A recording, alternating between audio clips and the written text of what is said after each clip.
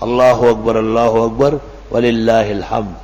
سورت قاریہ مکیہ ہے، 11 آیتیں ہیں، نزول میں 30 ہے اور ترتیب میں 101 ہے۔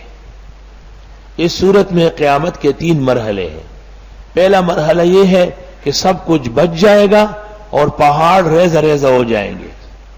دوسرا مرحلہ یہ ہے کہ وزن اعمال ہوگا۔ تیسرا مرحلہ یہ ہے کہ نیک لوگ جنت اور برے لوگ جہنم چلے جائیں گے۔ 3 مرحلے ہیں۔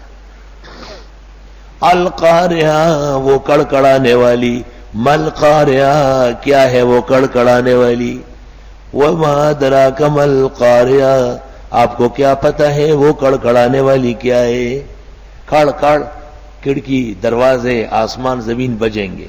یوم یکون الناس کالفراش المبثوث، جس دن ہو جائیں گے لوگ جیسے پروانے ہوتے ہیں تتر بتر، ایک وہاں پڑا ہوا، 2 ادھر پڑے ہوئے، 10 ادھر لاشیں پڑی ہوئی۔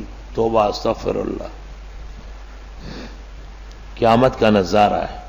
وَتَكُونُ الْجِبَالُ كَالْعِهْنِ الْمَنْفُوشِ، اور ہو جائیں گے پہاڑ رنگین اون کے گالوں کی طرح، ٹکڑے ٹکڑے۔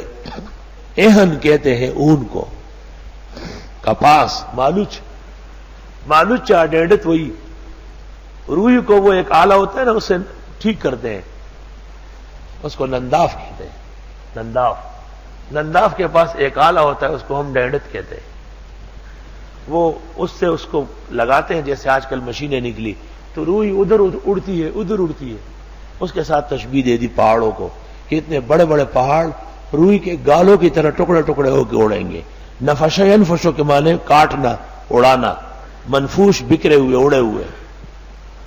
اور ہو جائیں گے پہاڑ جیسے رنگین اون کے گال، تتر بتر، یعنی اوپر اڑے ہوئے۔ فَأَمَّا مَنْ ثَقُلَتْ مَوَازِينُهُ، پس جس کسی کے بھاری ہوئے اعمال کے ترازو، فَهُوَ فِي عِيشَةٍ رَاضِيَةٍ، پس وہ خوشی کی زندگی میں ہوں گے۔ وَأَمَّا مَنْ خَفَّتْ مَوَازِينُهُ، اور جس کے ہلکے ہوئے ترازو نیکیوں کے، یعنی گناہ بھاری ہوئے، فَأُمُّهُ هَاوِيَةٌ، اس کا ٹھکانہ ہاویہ ہے۔